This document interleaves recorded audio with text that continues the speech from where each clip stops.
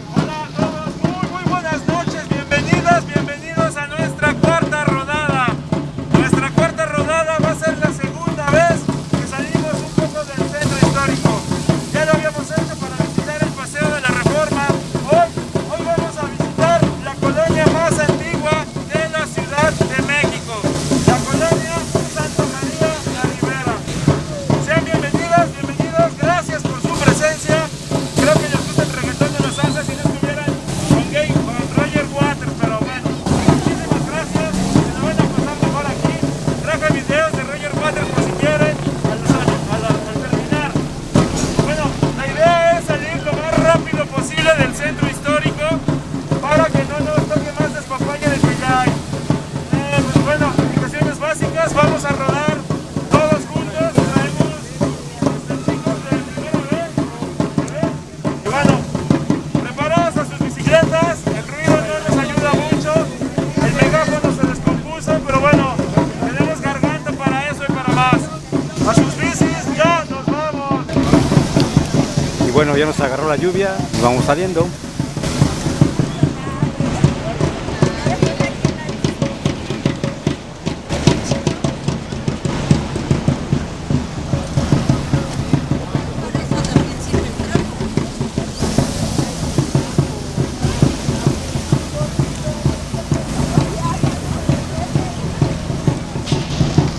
Un poquito de la colonia tabacalera, y es que pues precisamente aquí había una fábrica de tabacos. Pasamos por uno de los lugares más emblemáticos que tiene el entorno, que es el Café La Habana. ¿Quién conoce el Café La Habana? Quienes no lo conozcan se han perdido de uno de los mejores cafés de la Ciudad de México. Y precisamente La Habana y la colonia tabacalera tienen que ver muchísimo. Porque en ese entonces aquí con la fábrica de tabacos, pues la gente tenía que salir. La gente tenía que salir a comer y a tomarse un café. Fue la visión del dueño de La Habana de abrir el local precisamente porque la gente estaba en medio. La gente tenía sus casas, ubican la avenida Chapultepec, la avenida Bucareli. Hay unas casas bastante coquetas en la mera esquina. Esas casas las mandó a hacer precisamente el dueño de la cigarrera El Buen Tono de la radio. ¿Quién recuerda esa publicidad en el cuadrante? Pues bueno, precisamente el señor Pujibet, que es el nombre de la calle que está a un costado de la iglesia del Buen Tono y justo donde se encontraba la fábrica de tabacos. En fin, el señor Pujibet era un hombre bastante caritativo, era un hombre de muy buen corazón, tan buen corazón que les mandó construir una casita a todos sus empleados. Esa esquina que ustedes ven y que arriba tienen nombres de los cigarros que eran en ese momento la delicia de los que lo fumaban, pues es el nombre de los cigarros y ahí vivían los trabajadores de la cigarrera El Buen Tono. Ya haremos un recorrido especial por toda esa zona que hoy día está un poco olvidada.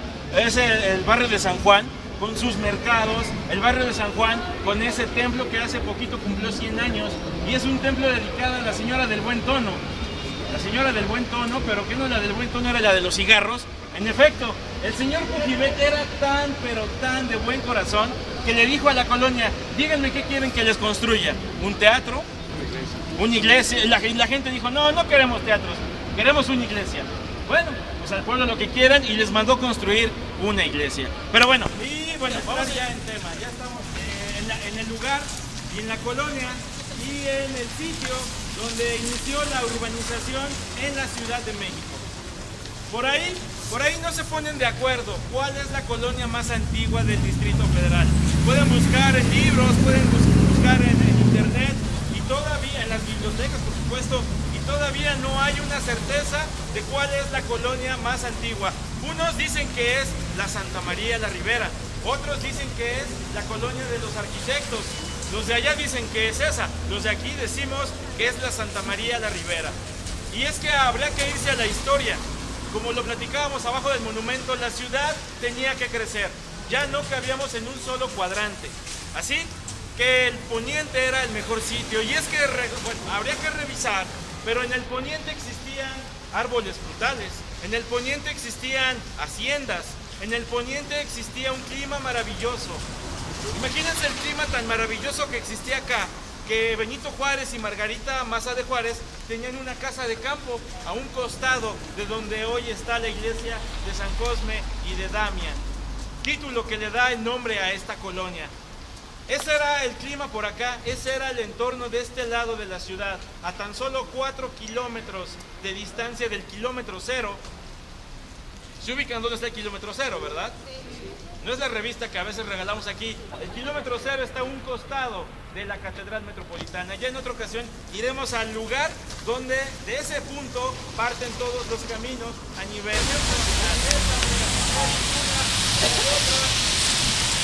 la saliente, exactamente. La casa es una historia increíble la de esta casa. Esta casa, todos se ubican en el Tramo de los Azulejos, ¿verdad? La casa de los condes del Valle de Orizaba.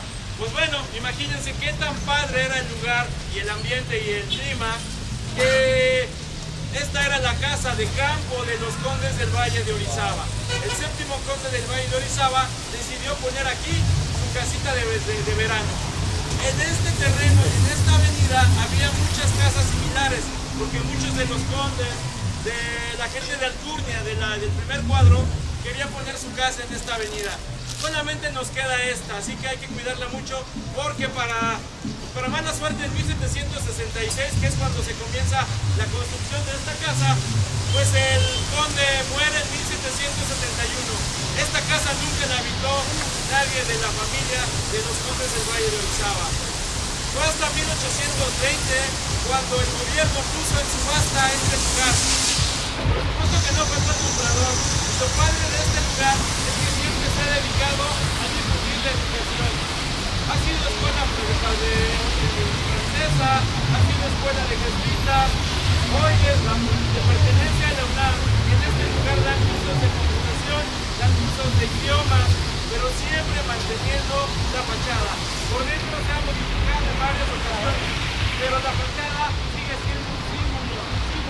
La fachada sigue siendo un emblema de la colonia Santa María la Ribera.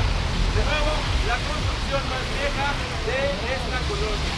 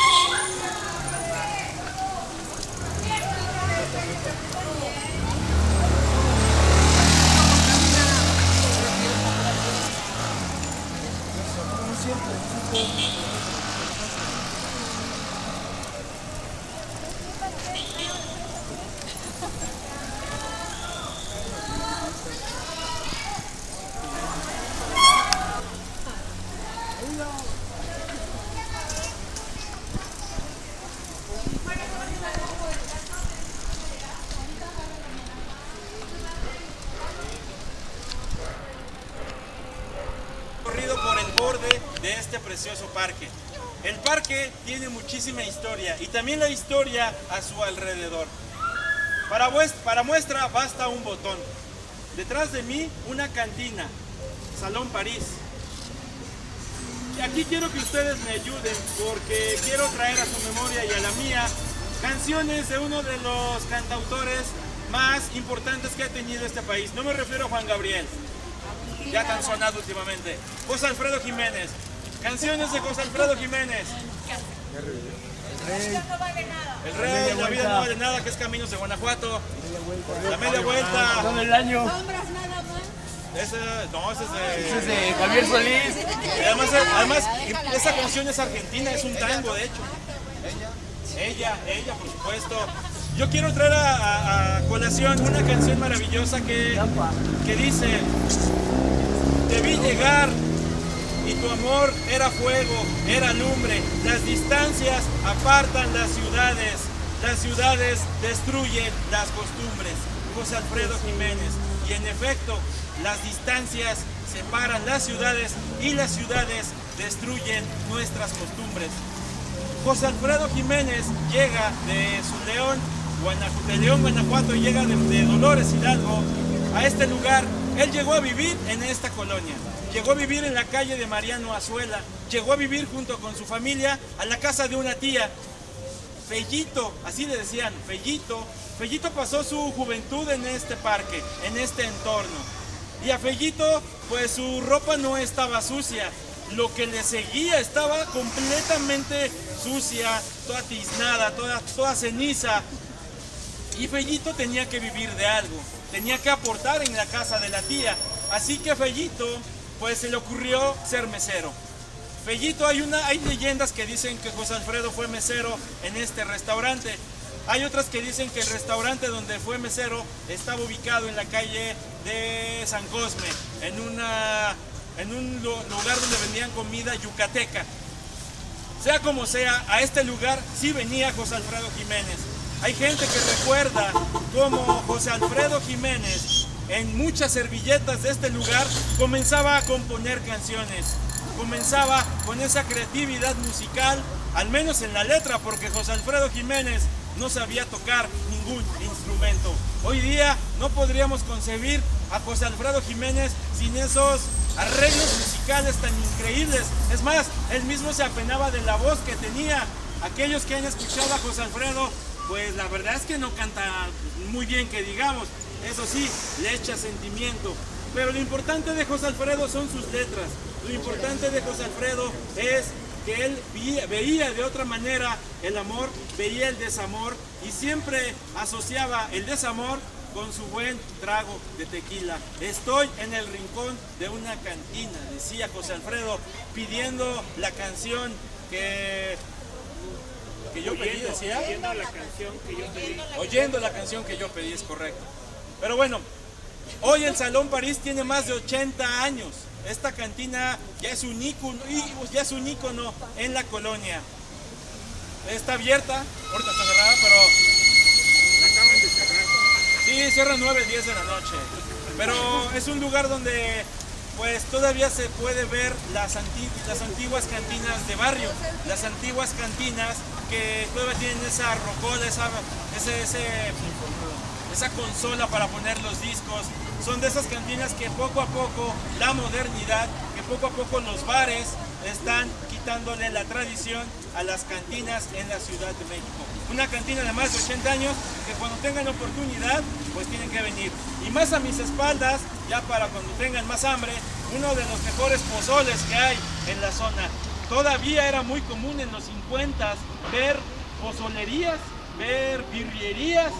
Hoy ya no hay, hoy hay puras casas de Toño, hay puros ambos, hay puros lugares ya muy comerciales, pero cuando tengan la oportunidad de venir a echarse un pozole a ese lugar que todavía está abierto, háganlo, no se van a arrepentir, con tostadas todavía tradicionales y con más de medio kilo de carne que le echan al pozole, pero bueno, es la recomendación culinaria.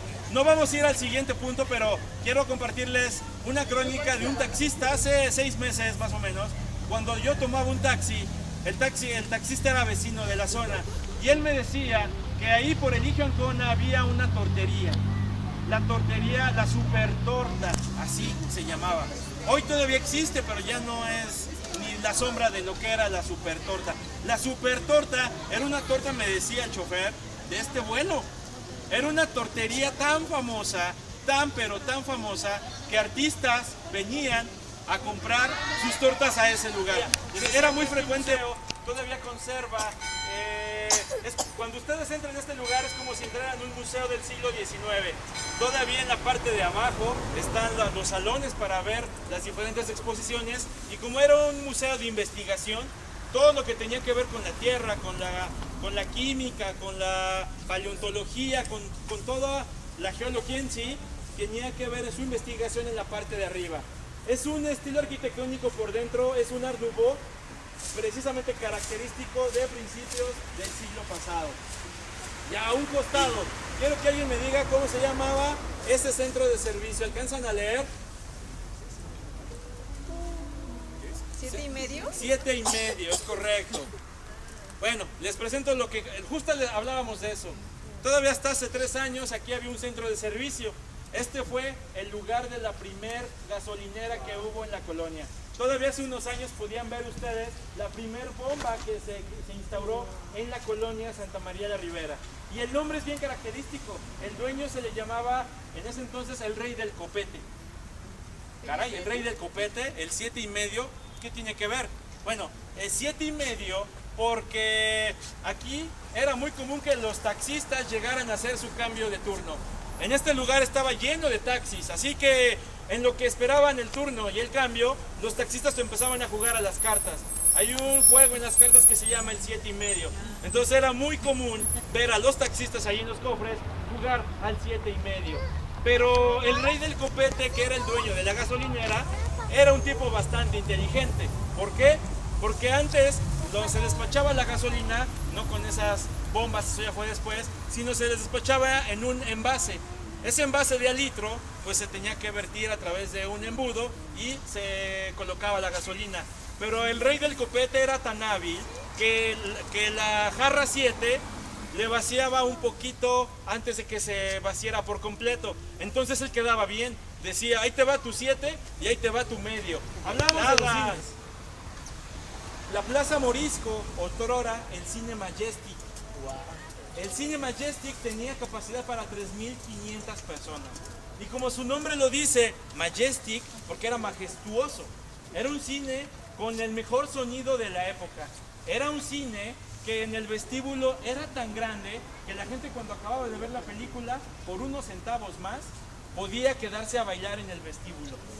Hay crónicas que dicen que con 50 centavos pagaba la entrada, pagaba el baile, pagaba las golosinas y todavía le sobraba dinero por 50 centavos. ¿Eh? A los ríos. Los ríos. ¿Quién dijo eso? ¿Mande? Aquí abajo. ¿El río? ¿Aquí hay un río? Aquí hay un río. En la playa vive. Bueno, no, igual quiere aportar algo, también se vale. Pero bueno, ¿por qué? Porque eran bastante audaces los hombres. Estaban totalmente inmiscuidos con el gobierno, con los generales de la revolución, con algunos. Carrancistas. Exactamente, carrancistas como Pablo Escobedo, como Ginio, no me acuerdo. Eran generales de mucho renombre, de mucho poder en la capital en ese entonces. Así que estos ladrones se consiguían uniformes militares para ir a las casas de la gente rica, la gente de la Condesa, la gente de la Roma. Así que imagínense ustedes la escena donde tocaban a la puerta, les abría la gente rica y veía pues que eran militares. Decían tener una orden de cateo.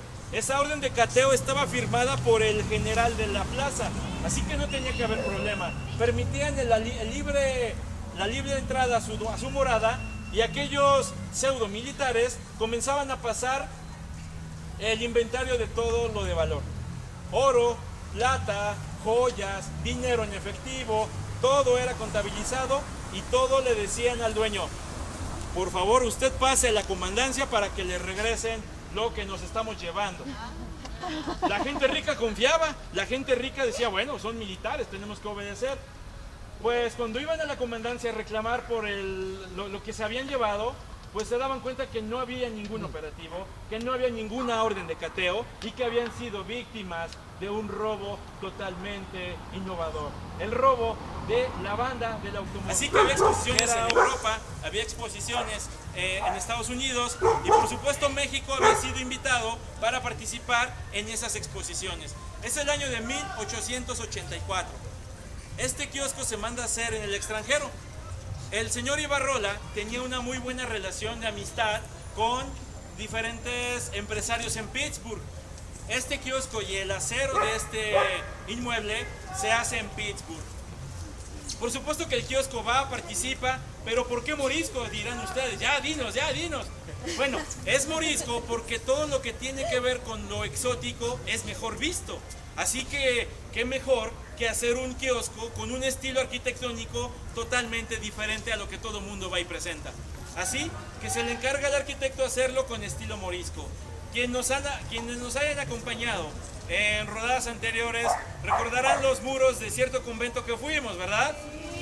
Bueno, es un estilo muy similar, es un estilo bastante geométrico, es un estilo que, si ustedes, a ver, écheme la luz, es un estilo que tiene pues prácticamente una arquitectura de Medio Oriente con influencia en España. Es un estilo que también tiene sus leyendas, es un kiosco que también se decía que lo había regalado un jeque a la ciudad.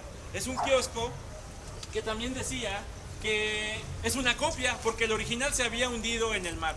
Es un kiosco que todo el mundo mencionaba porque no era mexicano, que era un kiosco que no rompía, que no se asemejaba, con la cultura mexicana.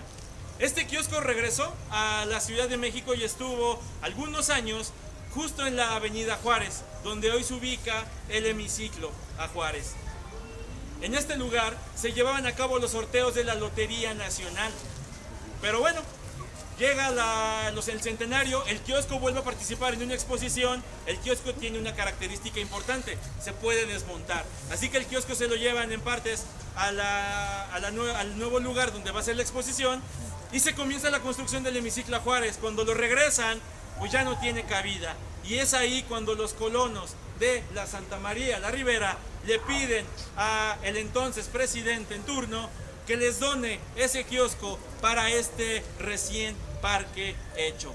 Porfirio Díaz, que no tiene empacho en estar inaugurando totalmente obras, inaugura precisamente, no es él precisamente, pero el kiosco se inaugura también en el centenario de la independencia. El kiosco tiene una historia increíble y no nada más es el cómo llegó aquí. El kiosco ha sido escenario de películas, el kiosco ha sido escenario de novelas, el kiosco ha sido escenario de libros, el kiosco ha sido escenario. Hay un libro de el nieto de Mariano Azuela que se llama Las 11,000 Vírgenes y tiene que ver con esa escuela. En esa escuela, que hoy es una escuela para damas, en ese entonces había una casa de citas, pero en ese entonces, antes de la casa de citas, pues era una escuela de muchísimas formas, pero nada más había mujeres. Casualmente